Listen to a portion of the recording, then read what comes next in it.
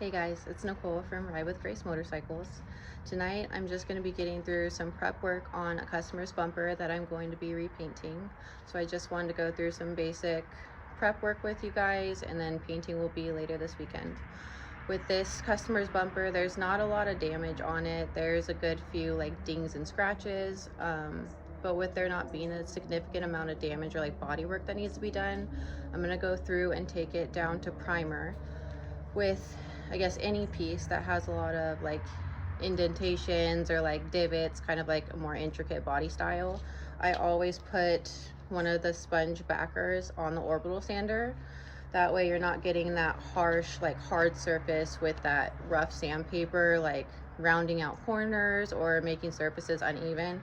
You're always going to want some sort of surface that has some give to it, so it can kind of get in those areas where it needs to like conform to that surface. So I'm going to put a sponge backer on it. I'm going to start with a 220 grit just to get all the way through to that primer, and if I'm able to get down to the primer tonight on the entire bumper, then I'll just move up in grit from there. I'll finish out with a 2000 and make sure that surface is completely smooth.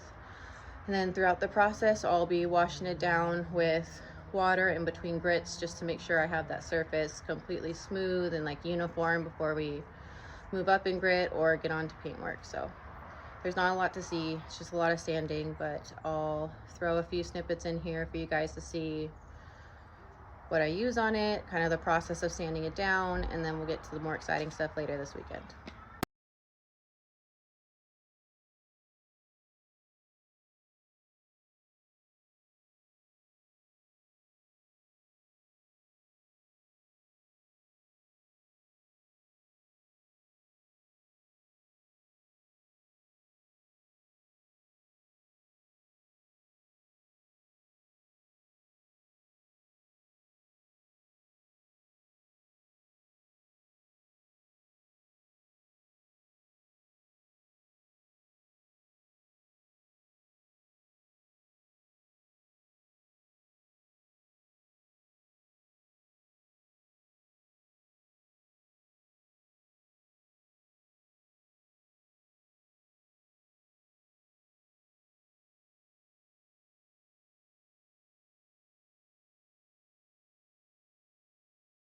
So another thing to note when you're doing any prep work that involves sanding down any painted part, do it outside.